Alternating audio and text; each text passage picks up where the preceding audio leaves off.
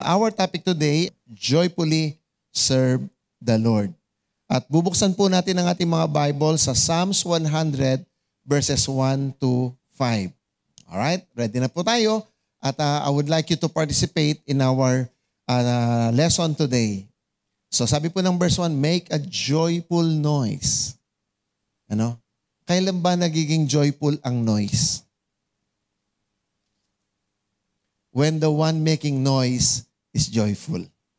All the earth, serve the Lord. Hindi po ito yung lupa. No? Pag sinabi nilang all the earth, it speaks of humankind in all the earth. Serve the Lord with gladness. Come into His presence with singing. Know that the Lord, He is God. It is He who made us, and we are His. We are His people and the sheep of His pasture. Enter His gates with thanksgiving and His courts with praise. Give thanks to Him, bless His name. For the Lord is good, His steadfast love endures forever, and His faithfulness to all generations. So maging daw po kapag daw tayo sasamba, lalapit sa Kanya, dapat joyfully with a grateful heart. Amen? Purihin po ang Panginoon. Bakit joyful? Kasi po meron tayong Diyos na nagliligtas sa atin. Bakit thankful? Dahil sa kabila ng ating mga kahinaan, kakulangan, pinatawad niya tayo, tinanggap, at ginawa mo niya tayong acceptable in the beloveds. In Ephesians chapter 1 verse 3, one of my favorite verse there is, God made us accepted in the beloveds, even though I am not acceptable, even though I'm not lovable, because madami akong mga flaws, but He accepted me in the beloveds. Amen. So, tingnan mo yung katabi mo, sabi sa kanya, salamat na lang, tinanggap tayo ng Diyos. Amen? Purihin ng Panginoon. Hallelujah. There is so much things to thank the Lord for. And so today, I would just like to introduce to you Psalms 100. Psalms 100 is a psalm of thanksgiving. It's a psalm of gratitude. It's a psalm of gratefulness, thanking the Lord. It calls us to have a genuine gratitude for the Lord and to praise Him. The psalmist David paints a picture of a pure and uninhibited joy that should characterize the life of God's people. So inibig sabihin yung hindi natin ipinagkakait sa Diyos ang ating pagsamba at pasasalamat, bagkus po lumalapit tayo sa Kanya ng may katuwaan at pasasalamat sa ating mga puso. I remember David said, I was glad when they said unto me, let us go to the house of the Lord. What about you? When they ask you to come to the Lord, napipilitan ka lang ba? O there's something inside you that joyfully saying, yes, let's go to the house of the Lord and celebrate Him. Me? Every time na meron tayong Sunday services dito, I sleep very late because I could not even catch my sleep. The reason is I am excited to celebrate God. And early in the morning, I always beat the alarm clock simply because I am too excited always for the celebration. Why? Because it is in my heart to celebrate God. It is in my heart to really joyfully do something for Him. He has done everything for me, and may mga pagkakataon na sama-sama tayo together at para sambahin lang siya, to honor Him and to exalt Him for what He has done for us. And so our attitude must be grateful. Amen? Yung bangsa, hindi lang si David dapat yung I was glad. Dapat tayo din. I was glad when they asked me to go into the house of the Lord. Hindi na pinipilit. Kundi talagang excited ka, you prepare. Sabado pa lang nakahanda na lahat ng susuotin mo, nakahanda na yung offering mo, nakahanda na yung Bible mo, nakahanda na yung notes mo. Because you are excited. Amen? Ganun po dapat. Kaya sabi po ni David, I was glad when they said unto me, let us go to the house of the Lord. Our joy and gladness in the Lord should lead to serve by singing and praising Him. Now, bilang mga anak ng Diyos, tinawag ba tayo ng Panginoon para ano? God called us to be what? Ang sabi po ng Bible, and God called us to show forth the praises of Him who called us out of darkness into His marvelous light. The very reason you and me are called so that we can praise Him, so that we can worship Him, so that we can magnify Him, so that we can tell other people Me, I'm in the dark, but God picked me up and brought me into His marvelous light. And so therefore, I am thankful and I will worship and forever grateful to Him. Amen? Hallelujah. Bakit? Kasi po dadalhin niya ako hindi lamang pang habang buhay, kundi pang walang hanggan, iniligtas ako ng Panginoon. That's how good God to me. And so therefore, God called me to worship Him. God called me to serve Him. God called me to love Him. Amen? Purihin po ang Panginoon. So, ang first natin titingnan natin, God called me to worship the Lord. Katulad po kanina, God called us to show forth the praises of Him who has called us from darkness into His marvelous light.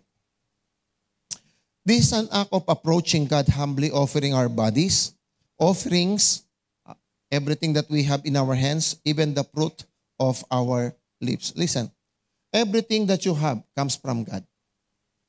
Your strength, your wisdom, your knowledge, your abilities, your giftings are all from God. Your ability to dance, si Sir JM. Your ability to sing, si Pastora Poby. They are all from God. Kay Joms, kay Engineer Jomar, ability to play keyboard, from God. Everything that we have is from God. But the singing and the thankfulness comes only from a grateful heart. That's the only thing that does not come from God. It's from you offering to God. Amen? Huwag mo namang ipagkait ang pasasalamat at may kagalak ang pagbabalik ng papuri at parangal sa Diyos na lumikha sa atin at nagligtas. Amen? Purihin po ang Panginoon. Hallelujah. While preaching, I was just reminded of the boat twice owned. You remember the story? The boat twice owned. Sino nakakaalala nun? Yung boat twice owned. Taas ang kamay. Yung bangka ko, 2 beses ka nag-akin. Ngayon lang, just God reminded me to be thankful. If you know that story, you will be crying. Meron po isang bata, wala siyang kakayahan na bumili ng mamahaling mga laruan. Naiinggit siya sa kanyang mga kasamahan. So, ang ginawa po niya, he created his own toy. Gumawa siya ng bangka at nagpunta sa sapa. Nilagyan niya ng tali yung bangka niya at nilalaro niya kasi wala siyang remote control. So, nilagyan niya lang tali. Kaso lang, napatid po yung tali at umagos po yung bangkang ginawa niya. So, since that day yung bata, nalungkot siya kasi kakaiba yung nagawa niyang bangka. At wala na siyang material na gagamitin pa para gumawa muli noon. So, one day, habang siya po'y naglalakad, nakita niya yung bangka nasa mga second-hand toy binebenta. Sabi niya sa may-ari ng tindahan, "Mama, akin po yan." Ang sabi ng mama, "No, this is mine. I bought it. If you want this, you can buy it." So nakita nung bata, sabing ganun, "Don't sell it to others, I'll buy it." So ang ginawa ng bata, nagpunta sa palengke, nagkarga siya ng mga tubig hanggang makabuo siya ng perang pambili doon sa bangka. At nung nabuo na yung pera na kanyang dapat pambili, pinuntahan niya yung tindahan. Binili niya yung bangka. At nung mahawakan niya yung bangka, niyakap niya, sabi niya, bangka ko, 2 beses ka naging akin. Una, ginawa kita. Pangalawa, binili kita. That's your story. First, God made us. Secondly, He bought us with His precious blood. And He kept us in His heart. Amen? And while God keeping you is in His heart, anong ginagawa natin minsan? Lumalayo tayo. Ang ginagawa ng Diyos, pinipilit tayong kunin. Bakit? Kasi nga Kanya tayo. At bilang pasalamat sa Kanyang ginawa at effort, we began to thankful. We begin to worship. We begin to serve Him. Amen. Hallelujah. Hindi mahirap yun kapag naintindihan natin ganoon ang buhay natin. Always remember na hindi ka nga bangka, tao ka. Pero sasabihin ng Diyos, 2 beses ka naging akin. Una, ginawa kita. Pangalawa, binili kita. Because you are precious. Amen. Palakpakan natin ang Panginoon. It is exalting God for who He is and what He has done. Worship the Lord with all your heart, mind, and strength. Wala ka nang iniiwan. Ang sabi po ng Psalms 95 verse 6 to 7, "O come, let us worship and bow down. Let us kneel before the Lord our Maker, for He is our God, and we are the people of His pasture and the sheep of His hand. Today, if you hear His voice, hearken not your heart." Ang sabi po ng verse 8. Huwag daw natin patigasin ang ating puso. Pero hindi titigas ang puso natin kung marunong tayong lumapit at lumuhod sa Panginoon. At sinasabi natin, ikaw ang daddy ko, ako yung anak mo, nililok mo ako, binili mo ako, I'm yours. You are mine. I worship you. I will serve you. Amen? At sa tahanan ng ating Ama, hindi tayo bisita. Sabi mo sa katabi, anak ka ng Diyos. At dahil anak ka ng Diyos, huwag kang umastang bisita. Maglingkod ka. Nepo ba? Amen. Amen. So because we are part of the family of God, let us worship and serve the Lord our God. Hallelujah. With gratefulness, with gratitude in our hearts. Purihin po ang Panginoon. Pangalawa, pagkatapos po ng worship, we also love the Lord and serve the Lord. Serving and loving the Lord is our greatest honor. It is our privilege. And it is the most satisfying feeling, especially when we are accomplishing God's purposes in our life. Until we serve the Lord wholeheartedly, we will not grow and mature spiritually. Until you surrender everything to God. Until you let God be God in your life, there will be no growth in you. Pag nagtatanim ka ng buto, hinaayaan mo lang bang ito ay umusbong, hayaan mo lang siya nakatakip doon, o lagi mo siyang kinakalkal? Kalkalan me, tenamingin, kalkalan me pota, tinin tumubo. Bukas naman, kalkalan me. Wala po, Our lives, when we planted it in the Lord, we allow God. Yet, dapat itanim mong walang reservation. Ganon din ang buhay natin. When we plant our life to serve and to love God without inhibition, without reservation, what will happen? It will grow naturally. But, hindi po tayo magmamature hanggang hindi tayo nag-engage sa ating paglilingkod sa Panginoon. Hallelujah. Amen. So, I'm encouraging everyone that we should have that desire inside us to really serve the Lord. Bakit? It's the most joyful thing to do. Most satisfying thing to do. Pastor, makagisa ng oras, alipo, maka-enjoy. Now, listen. Kahit anong bagay pang ginagawa mo, kapag hindi tama ang mindset mo, mabigat ang gagawin. Tingnan mo, Monday, kapapahinga mo ng Sunday, puspos ka ng Holy Spirit, sasabi, Monday may trabaho kami. Ay, Monday na naman. Nakakapagal. Di pa man nagsisimula yung trabaho mo, mapagal ka na. Bakit? Yung utak mo, pagod. Ba't hindi mo simulan? Monday. It's a first day of the week. I will serve the Lord with a grateful heart in my life. Amen? And I will bless many people. Yung mga ka-office mate ko, mabibless sila. Bakit? Pupunta ako doon na may kagalakan. Amen. It's a change of mindset. Now, in Deuteronomy chapter 10, verse 12, ganito po sinasabi, and now, pag sabi mo sa katabi, now. Anong ibig sabihin ng salitang now? Ay, palagay ko bukas na lang, no? Bukas na mo. Anak ko pa. Matuwa na ako, tsaka na mo. Sabi ni Lord, and now, Israel, what does the Lord your God require of you? But to fear the Lord your God, and to walk in all His ways, to love Him, and to serve the Lord your God with all your heart and with all your soul. Ano daw ang requirement ni Lord? Dalawa na lang. Huwag na natin unahin yung mga nasa taas. Yung dalawa lang. Love and serve. So, kailan daw yung requirement? Bukas and now. Sabi siya katabi, now. Huwag na hintayin bukas. Now. That's what God requires us to do. To love Him and to serve Him. Amen. Hallelujah. Palakpakan natin si Jesus. Maka-inspire. Different ways to serve the Lord. Isa po meron po akong ministeran sa nung nasa Japan po kami. Sabi nung isang kapatiran, sabi niya, Pas, hindi na po ako nag-a-attend ng church. Sabi ko, why? Sabi niya, daming nakakatisod doon. Dito na lang ako, nanonood na lang ako ng TV. Sabi ko sa kanya, paano nakikipag-fellowship? Nakikipagkamayan ka ba sa TV? Nakikipag-beso-beso ka ba? Nakikipag-hi ka ba doon sa TV? Sabi ko sa kanya, TV is good. Online services is good. But they will not make you have fellowship with other believers. Sabi niya, Pastor, dami kasi nakakatisod eh. Sabi ko sa'yo, ikaw na lang ang hindi, no? Sabi niya, if you are keep looking for a people that will stumble you, you cannot serve the Lord.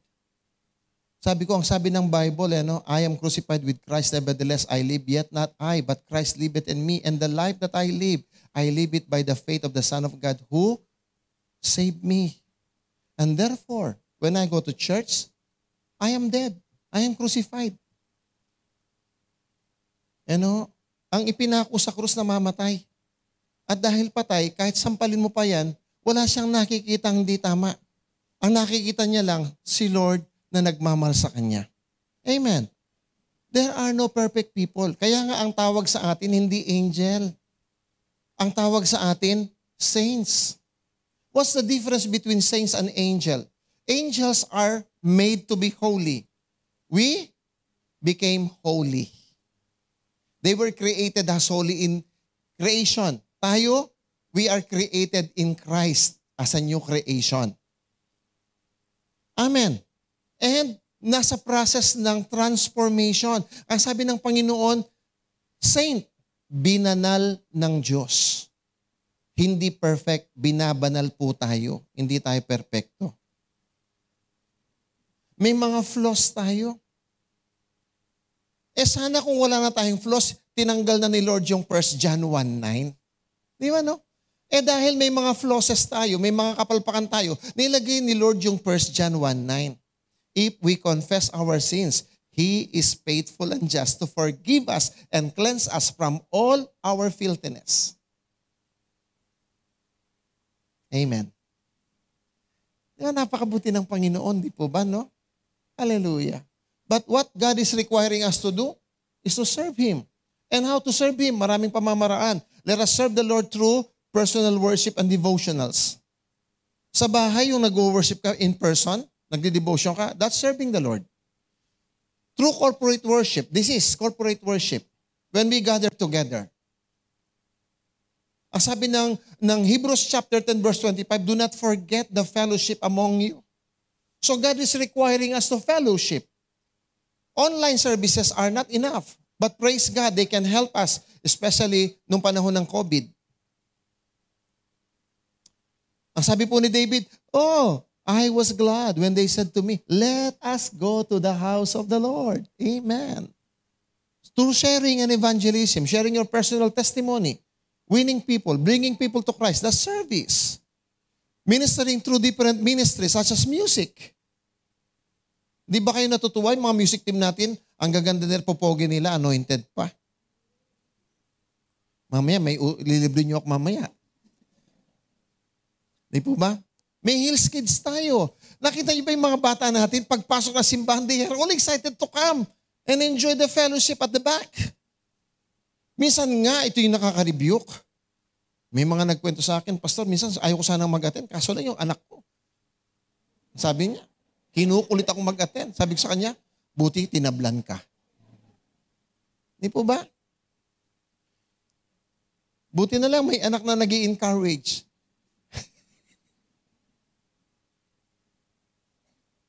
Rogone. HLA, yung mga nagtuturo, yung mga nagpapatrain, that is service. When you're undergoing training, you're doing the will of the Lord. Kasi sabi ni Lord, making disciple. And when you are undergoing training, you are serving the Lord. You are serving His purposes. Amen. Martial, hospitality. Sikip-sikip ng ating parkingan, pero because of our marshals and hospitality team, naayos po nila.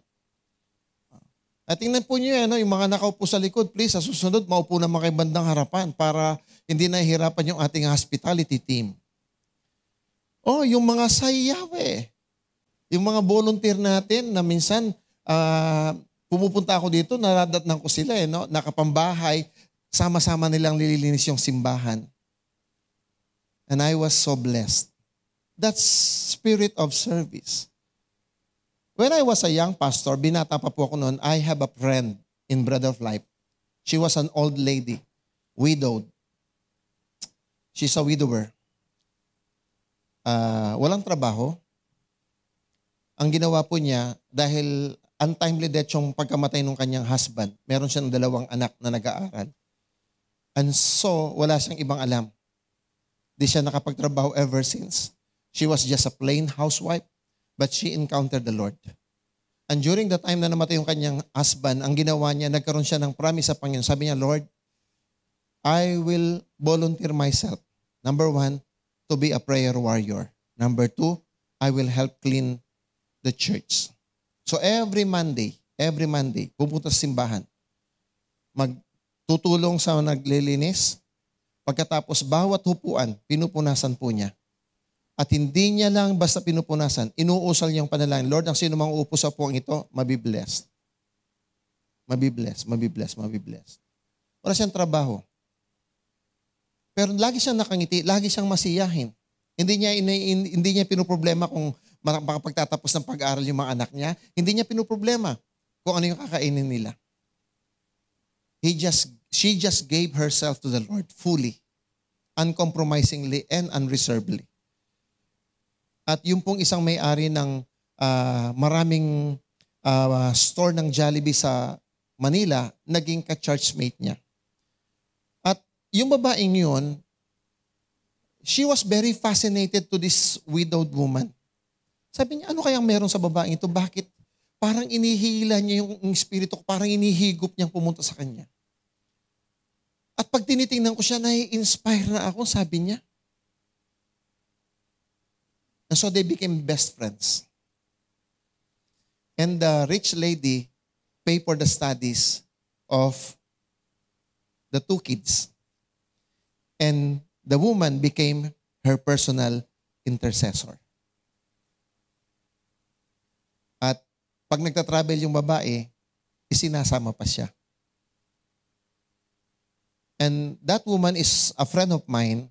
Kahit na wala siyang pambili, nireregaluhan niya po ako ng mga books during my single time. Nung single pa po ako, bago-bago pa po ako naglilingkod sa Panginoon. And during those times, I could not even afford books. Dahil siyempre, kapag Katoliko ka, tapos bigla ka na born again, itatakwil ka sa inyo, di po ba? O ako lang yung nakaranas nun. So, I don't have that capacity, but God made a way. I befriend many people. And so she is one of my friends. She was an intercessor. And her story inspires me a lot.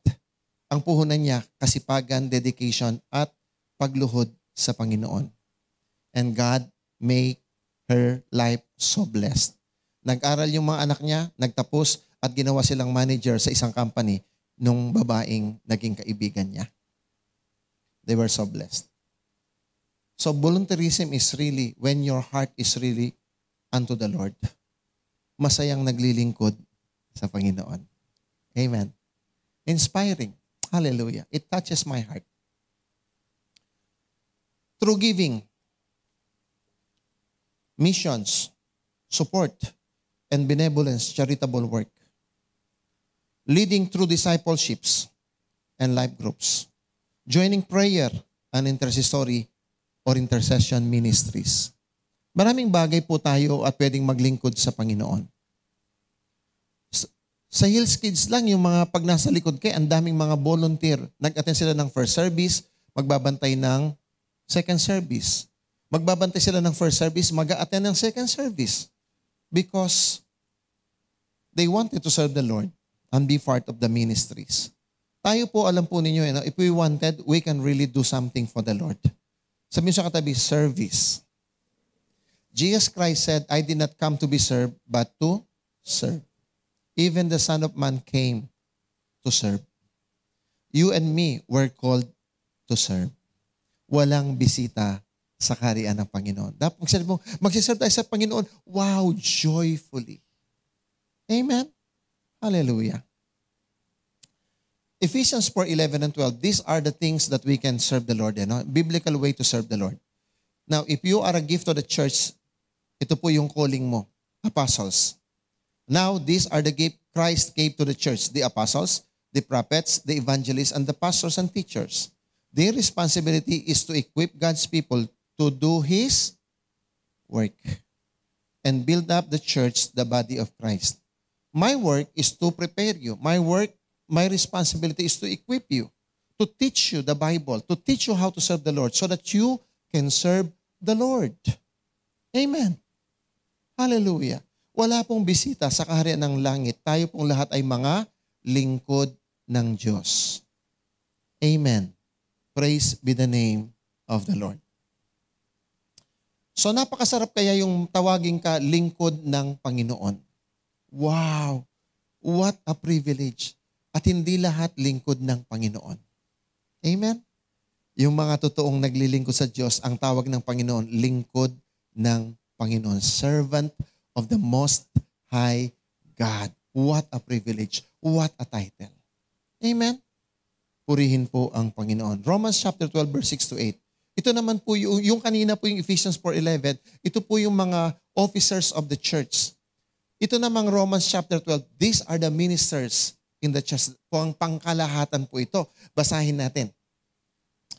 In His grace, God has given, pakilakas po, in His grace, God has given, teka muna, may tatanong po ako sa inyo, kabilang ka ba, kasama ka ba doon sa us?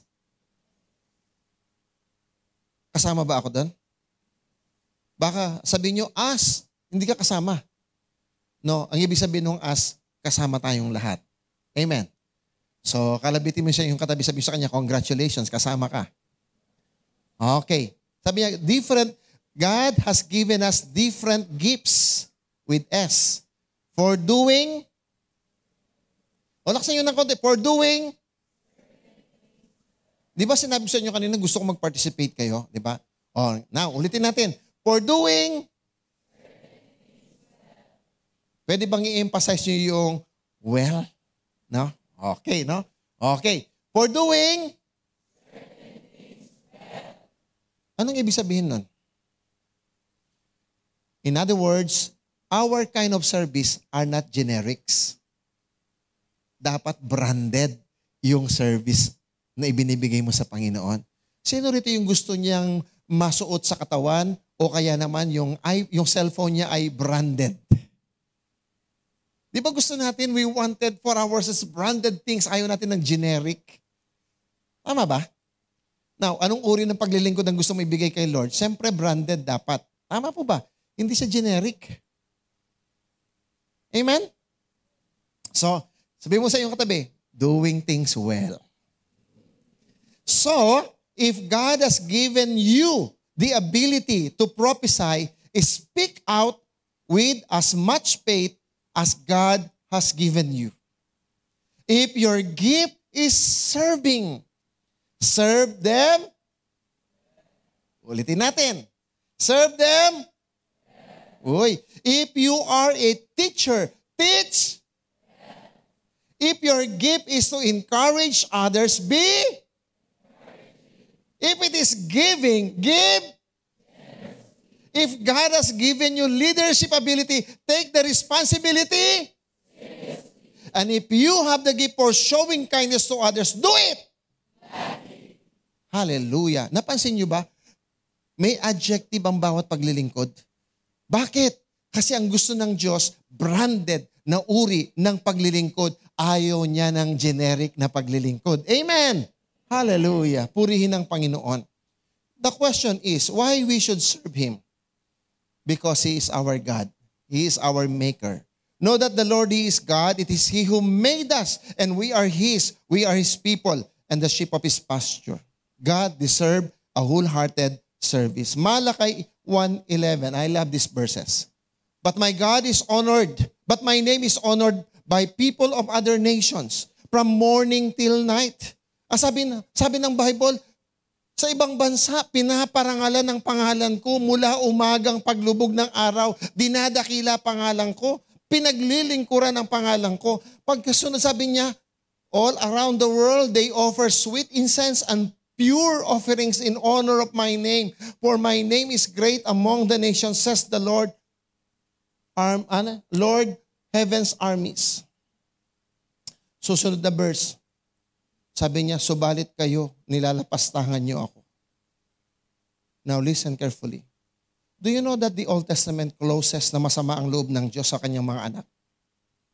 Because instead of honoring and serving Him, they dishonor Him by offering yung bulag, yung may sakit, yung payat, yung pangit. Samantala sabi ng Panginoon, sa ibang bansa, pinaparangalan ako, kayong mga niligtas ko, kayong mga anak ko, iniinsulto niyo ako. Kung hari kayo, tatanggapin ba yung ganyang handog? Biruin niyo po mga kapatid, nagtampo ang Diyos between Old Testament hanggang New Testament, 400 years that God never spoke to people, even to His prophets. Ang tawag doon, silent years of the Bible between the Old and the New Testament. And the Old Testament closes ng puso ng Diyos, may tampo sa taong kanyang iniligtas. The reason? They refuse to serve God.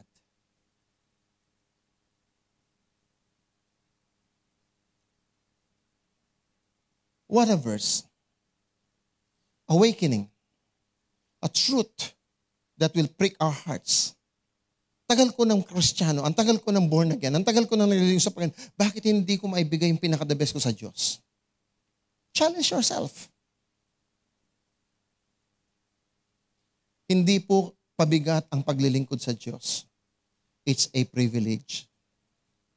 Me, I've been serving the Lord more than half of my life, and I am still enjoying it every moment. Why? Because I changed my mind that I owe everything to God. Without God, I am nothing. He is good. We serve the Lord because He is good. For the Lord is good, His steadfast love endures forever, and His faithfulness to all generations. Exodus 34, 6-8. The Lord passed before him and proclaimed, the Lord, a God merciful and gracious, slow to anger and abounding in steadfast love and faithfulness, keeping steadfast love for thousands, forgiving iniquity and transgression and sin, but who will by no means clear the guilty, visiting the iniquity of the fathers on the children and the children's children to the third and fourth generation. And Moses quickly bowed his head toward the earth and worshipped him. Background. It was the time na pinagawa ni Lord yung second tablet of stones. Kasi yung una nabasag dahil sa galit ni Moses, pinukol niya yun. Ngayon sabi ng Panginoon, gumawa ka ng pangalawa. Gumawa si Moses, he chiseled the 10 Commandments. And then when he presented it to the Lord passed by him. And sabi ng Panginoon, I am gracious. I am slow to anger. I forgive iniquities. God showed Moses His goodness. What Moses did? He bowed. Why? Because he saw the goodness of the Lord. And we serve Him because He is good. Nagkasala ka, sabi ni Lord, I forgive you. Nagkulang ka, sabi ni Lord, I'm merciful. I'm slow to anger. I am a good God. I'm a good Father. Every time na nagkakamali tayo, ano sinasabi ng Panginoon? Come. Let us reason together. Kahit gaano pa kalaki yung kasalanan mo, patatawarin kita. Sabi niyo, kung nabibigatan ka, lumapit ka sa akin. God always invites us because He is good. He never condemns us. Amen. And that's the very reason we worship Him, because He is good. Hallelujah. He is worthy. Psalms 116 verse 12. What shall I render to the Lord for all His benefits towards me? Ano bang may susukuli ko sa Panginoon? Ano bang may bibigay ko sa Panginoon sa kanyang kabutihan sa akin? Revelations 4:11, worthy are you, our Lord and God, to receive glory and honor and power. For you created all things. By your will they existed and were created. We were created for His glory because He is worthy. You and me were created for His pleasure. Maganda yung sa King James Version. Sabi nga nun, worthy are you, O God. For thou hast created all things, and for thy pleasures they were and they are created. You and me were created for the pleasures of our God. And so therefore, my dear friends, because He is worthy, we serve Him. Amen. How should we serve Him? Oh, by the way, gusto kong i-remind kayo, yung sinasabi ko pa kanina, generic service is inappropriate to God because He deserves extra special. There must always be a far excellence in service. Pag pupunta ka sa isang class na restaurant, alam nyo, dapat ang service nila excelente. Pagpasok nyo pa lang sa restaurant, pauupuin kayo, wait sir, we will prepare a table for you. Pag ready na yung table, sir, the table is ready, will you please follow me? I lead you to the table. Ibibigay nila yung every services. They will smile, they will serve. Tapos at pag tinanong mo, ano ba yung best in the house? They will gladly show you. And because they serve you in excellent way, anong gagawin mo pagkatapos mong kumain? Usually naglilib ka ng tip. In honor for their good service. Alam niyo mga kapatid, no? Ang Diyos, niligtas niya na tayo. Ginawa niya ng lahat sa atin. Sinerve niya sa atin ang kaligtasan. On a silver platter of salvation. You'll just to enjoy it. Pero minsan, lumaki ulo natin, naging palalo tayo. Naging spoiled tayo. Ayaw natin siyang paglingkuran. We become spoiled brat in the kingdom of heaven. My dear friend, we are not spoiled brat. Like Moses, we bow to the Lord and honor Him because He is worthy and worthy to receive a far excellence service. Amen. So what kind of service do we serve to the Lord? How should we serve Him? Of course, let us serve the Lord joyfully. Yan. Serving God should be a joyful, enthusiastic response to His goodness and grace. Our service to Him should flow from a place of gratitude and delight in who He is and what He has done for us. Habakkuk 3:17 and 18. I love this verse. Let me read. For though the fig tree has no flowers. In short, yung igos, walang bunga. And there is no fruit in the vine, wala ding grapes. And work on the olive comes to nothing, walang oil. And the fields gave no food, walang wheat, walang flour. And the flock is cut off from its resting place. Walang meat, walang milk. And there is no herd in the cattle houses. Walang steak. Ibig sabihin, wala lahat na ito. Walang laman ng refrigerator. Wala kang savings account. Wala nang makain. Nothing. Look at verse 18. Look at the attitude. Sabi ng verse 18, still. Sa kabila ng kawalan, still.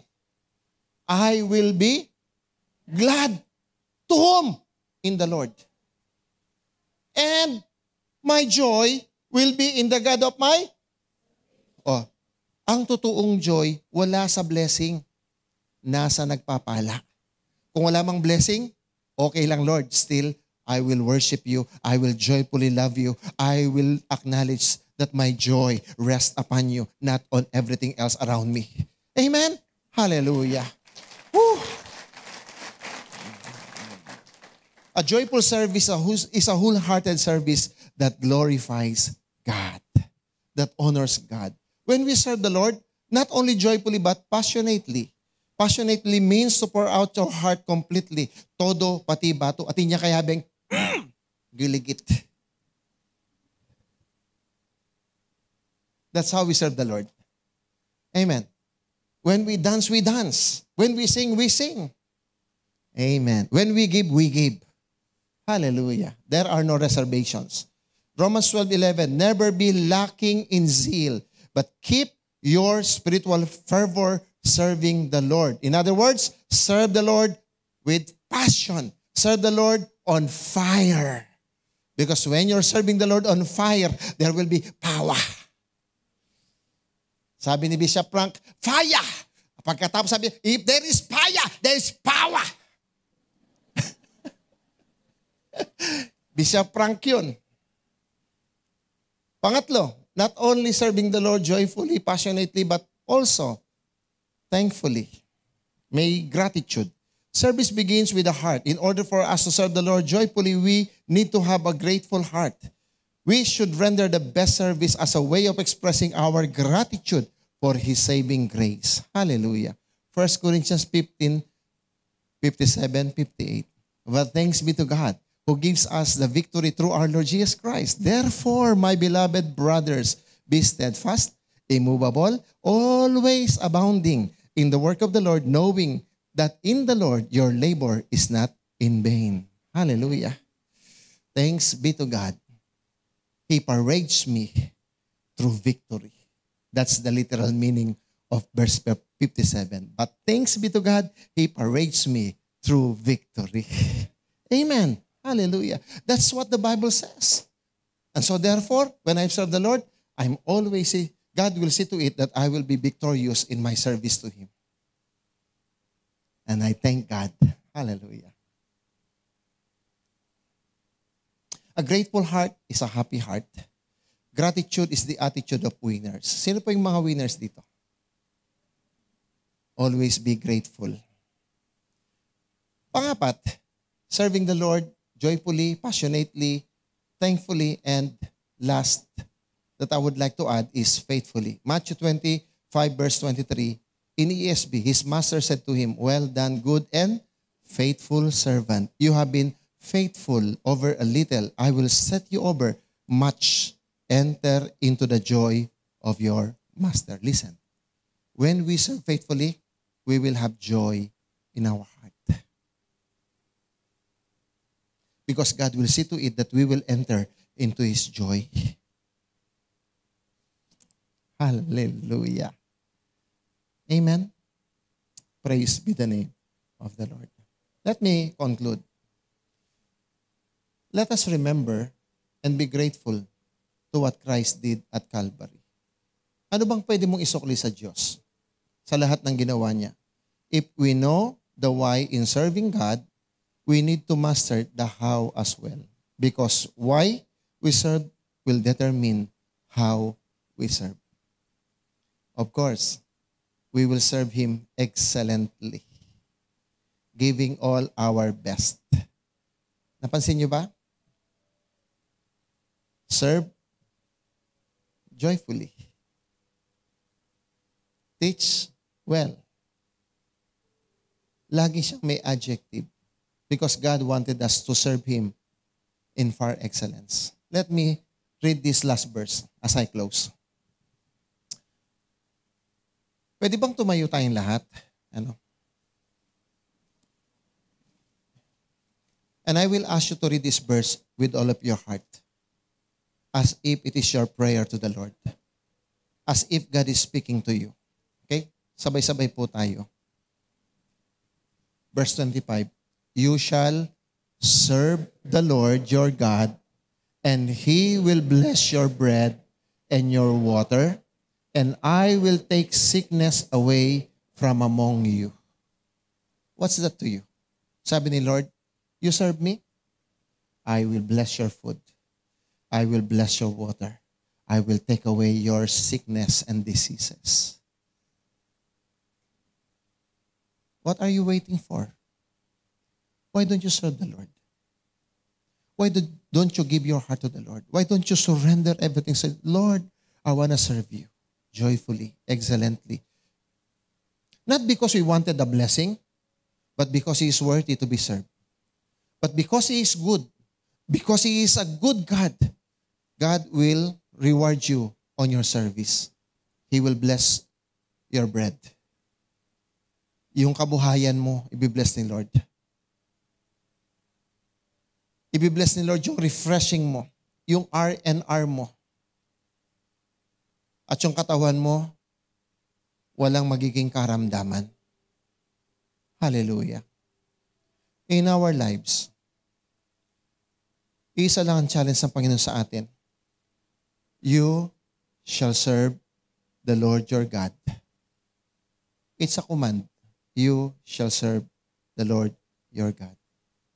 And as God commanded us to serve Him, He made a promise. He will bless us. We serve Him not because of the blessing. We serve Him because we love Him. Thank you for joining us.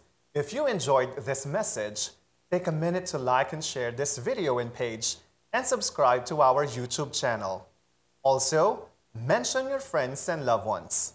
And if this ministry greatly impacted and touched you, and you would like to partner with us, you may check the following accounts on the screen. Thank you for watching and see you again on our next video.